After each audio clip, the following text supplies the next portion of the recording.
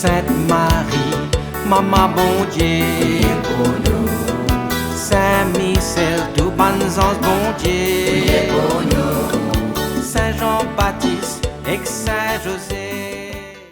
Bonjour à tous mes frères et sœurs mauriciennes d'ici et d'ailleurs. Merci de nous rejoindre dans le programme N5 chaque jour. Dans ce programme, nous avons l'occasion de faire un peu de connaissance avec les saints qui l'Église invite nous pour célébrer chaque jour. Et nous pouvons aussi demander de prier pour nous et intercéder pour nos familles. Aujourd'hui, le 23 décembre, l'Église invite nous pour célébrer mémoire Sainte Marguerite Diouville, patronne bonne veuve, bonne famille éprouvée, bonne orphelin et bonne enfant abandonné, bonne malade, bonne pauvre. Et nous profitons de l'occasion pour saluer bonne Marguerite, bonne Marie-Marguerite.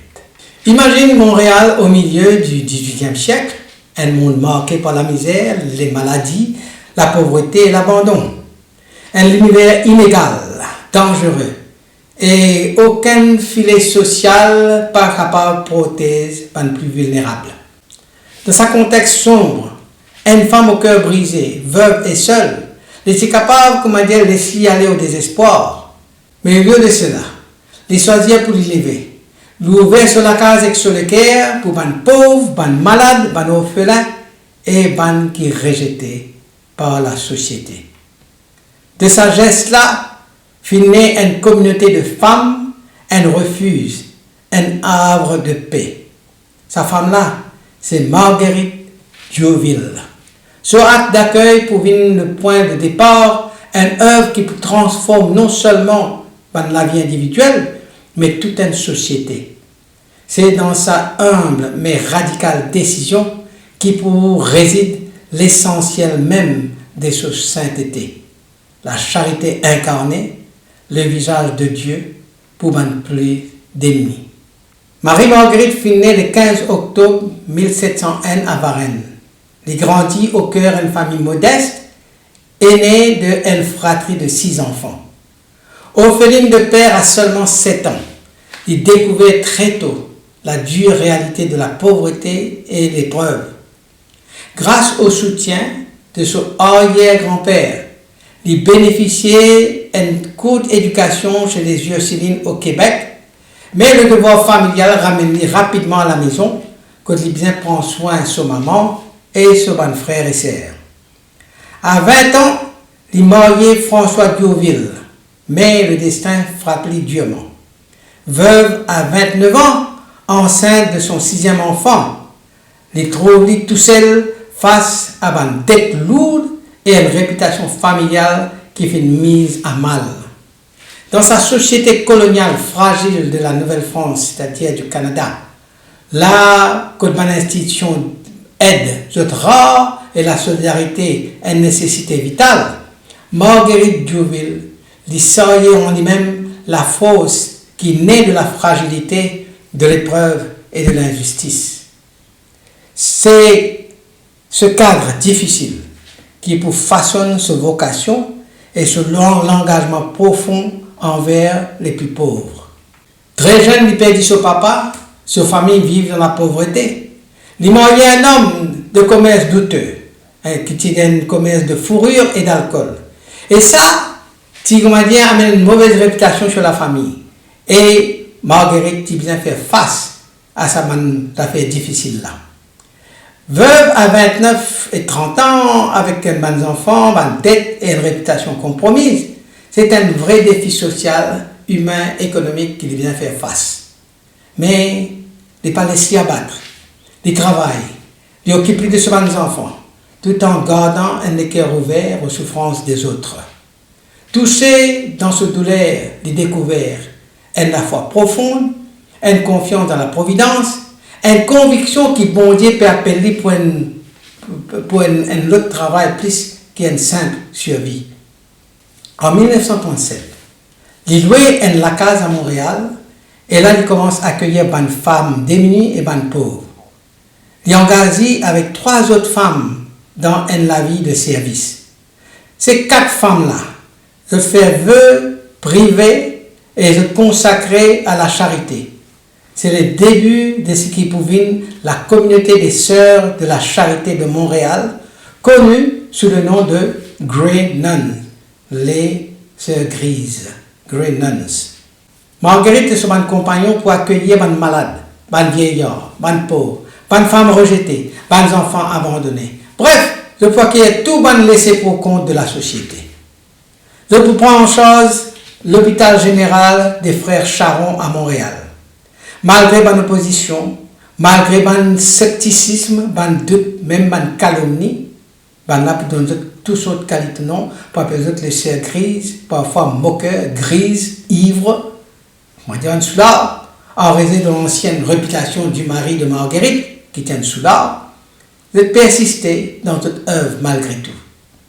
Quand un incendie détruit l'hôpital en 1765, je tiré levé. Marguerite pas abandonné. Il organise la reconstruction, convainc l'autorité, mobilise la communauté. Pendant la guerre, l'épidémie, la misère coloniale, la porte de sœurs de la Charité de Montréal, de ouvert à les malades, à les blessés, à les prisonniers, sans distinction d'origine, de condition ou bien de nationalité. C'est un sacrifice personnel et collectif là, c'est un courage de miséricorde là, c'est une fidélité malgré les épreuves, qui fait de Marguerite une figure de charité vivante. Le tournant décisif sur la vie vient intervenir après le décès de son mari. Son veuvage, loin, comment dire, pour une fin, devient le point de départ, une vocation nouvelle.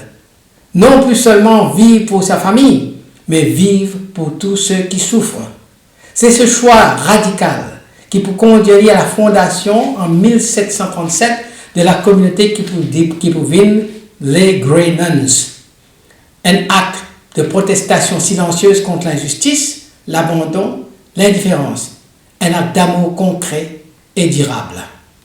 Contrairement à certains saints de l'Antiquité, du Moyen-Âge, que le miracle est souvent décrit comme un événement spectaculaire qui défiait la loi naturelle, pas de miracle attribué à Marguerite Diouville prend une forme plus humaine et plus tangible. Le miracle se manifeste principalement à travers une intervention inspirée, à travers une guérison, à travers une consolation profonde et une transformation de la vie. Ce miracle-là, ce n'est pas toujours un phénomène extraordinaire au sens spectaculaire, mais plutôt un fruit concret de sa charité et son engagement envers les plus vulnérables. Nombreux récits racontés, témoignés, une guérison attribuée à son influence, mais aussi un réconfort qui apporte à une âme souffrante, une libération symbolique, par exemple l'abandon de l'esclavage ou la sortie de la marginalisation sociale qui illustrait la portée de son action. Ce récit-là va montrer que l'œuvre de Marguerite définit beaucoup la vie de manière profonde et durable. Et il offre non seulement un soin physique, mais aussi un soutien moral et spirituel essentiel. Un autre événement marquant, rapporté par la tradition plus tardive, évoque qu'au moment de son mort en 1771, une vision, une la croix lumineuse qui apparaît. Tu trouves ça au-dessus de l'hôpital qu'il est fondé. L'hôpital qui est fondé. C'est une la croix qui est illuminée qui apparaît. Cette apparition-là, il y a plusieurs témoins qui ont trouvé, interprétée comme un signe du ciel, un symbole de la reconnaissance divine de la vie et l'œuvre de Marguerite. Alors, qu'il finit un miracle ou pas, au sens spectaculaire, l'impact réel de Marguerite Diouville est indéniable et est concret. Les films fondent une institution de soins, d'éducation et de charité qui encore duré jusqu'à au-delà de la vie. Des milliers de personnes trouvent l'aide côté lui, des générations entières transformées et transformées à la compassion et à la solidarité. C'est précisément ça l'héritage tangible là, sa transformation sociale et humaine là, que l'Église reconnaît comme le fruit de la vie véritablement sainte.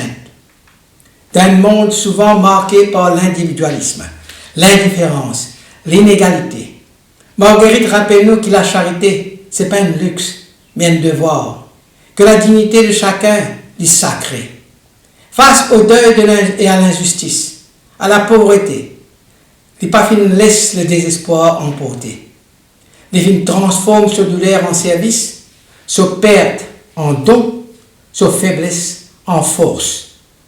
Tout ban qui peut traverser par l'épreuve aujourd'hui, veuve, par famille brisée, par marginalisée, Sainte Marguerite Diouville, il reste toujours une lumière d'espérance. Il vient bâtir non avec la force, la puissance ou le prestige, mais il bâtir avec la prière, le travail, l'amour des plus petits. Dans nos bonnes institutions, nos bonnes associations, nos bonnes communautés, sur l'héritage invite-nous à l'humilité, à la compétence et à la compassion. Les filles soigner, les filles accueillir, les filles contentes d'immunes rejetés, marginalisés, blessés, quelle que soit leur origine. Cette œuvre les transcende par la culture, dépasse par l'époque. Aujourd'hui encore, il y a peu cause en nous de l'humanité fragmentée. Il y a peu appel nous pour reconstruire un pont, par solidarité, pour reconstruire un équerre. Je te rapporte qu'il dit, nous comptons sur la providence et notre travail. Extrait une mémoire qui finit écrite en 1752. Les temps les explique qui manière la communauté compte vivre de la confiance en Dieu plutôt que sur la richesse. Quand l'incendie finit détruire l'hôpital en 1765 et que tout semble perdu, les dire, le Seigneur ayant tout donné, le Seigneur nous a tout ôté. Que son nom soit béni à jamais. Ça rappelle nous Job. Un geste de foi, d'abandon et de confiance dans la providence. Cette bonne parole-là montre sur l'esprit de confiance en Dieu, de résilience, d'humilité, du don de soi pour les autres, de la charité fidèle. Alors, à nous prier. Sainte Marguerite Diouville, mère de la charité universelle, toi qui finis faire de toute la vie une offrande pour les pauvres, les malades, les rejetés. Montre-nous une manière pour accueillir l'autre dans sa fragilité, pour soigner avec compassion, pour tendre nous la main avec humilité. Toi qui transformes la douleur en espérance, donne-nous le courage pour bâtir, pour reconstruire, même quand tout semble perdu. Inspire-nous la confiance en la providence, la force de l'amour partagé. Et inspire-nous l'audace de croire qu'un petit acte de charité est capable de changer le monde. Sainte Marguerite, priez pour nous. Priez pour les pauvres, pour les malheureux, pour les exclus. Qui nous-mêmes nous venons un signe vivant de toute tendresse, de toute espérance, de tout l'amour. Priez pour nos familles. Amen. Qui bon Dieu bénisse eux et tous eux ban proches. Qui son esprit habite toujours dans eux. Qui les protège eux partout et toujours. Au nom du Père et du Fils et du Saint-Esprit. Amen. Et à demain. Saint-André et Saint-Matthieu, Saint-Jean, Saint-Marc et Saint-Luc. Priez pour nous, priez pour nous, priez pour nous. Sainte-Marie-Madeleine et Saint-Étienne, Priez pour nous. Saint-Ignace et Saint-Laurent.